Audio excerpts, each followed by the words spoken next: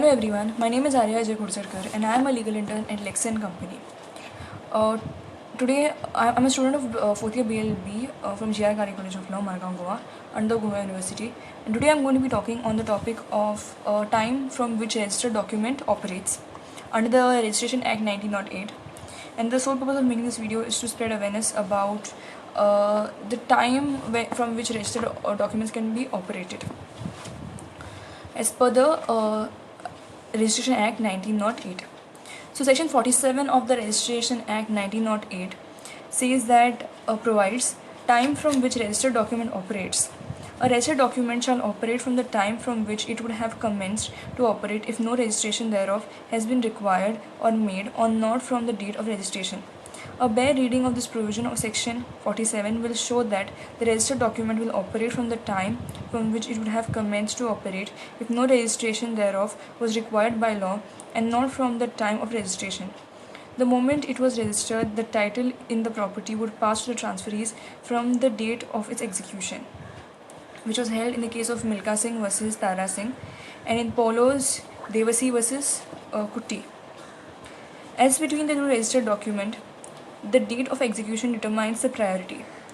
Of two registered deeds executed by same person in respect of the same property to two different persons to two different times, the one which is executed first has under Section 47 priority over the other.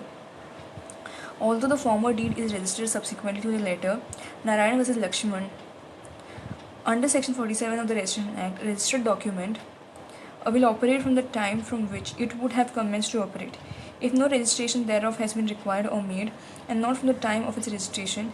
That being so, even though the sale deed in the case was registered on 26 March 1954, it would operate from 28 August 1953, when it was actually executed, as per Mani Ram Major versus Dharam Singh.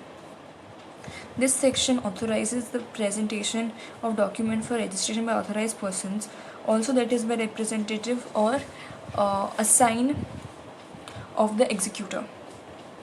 In Jambu Prasad versus Muhammad Nawab Aftab Ali Khan, it was observed by their Lordship of the Privy Council the provision of Section 32 of the Registration Act relating to the presentation of the document for registration by an agent were imperative, and that strict compliance of the imperative provisions of the Registration Act could not be overlooked, as the sub-registrar's jurisdiction to register a document arose only in case a document was presented before him for registration in accordance with law. The same principle was enunciated in Chotelal versus Collector of Moradabad, wherein their Lordship were pleased to observe the Registration Act has imposed several conditions regulating the presentation of documents for registration, and it is of great importance that these conditions, framed with the view of to meet local circumstances, should not be weakened or strained on the ground that they may appear to be exacting and strict.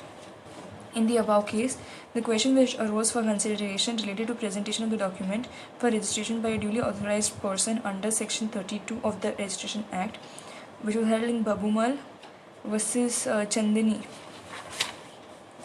So, this was it.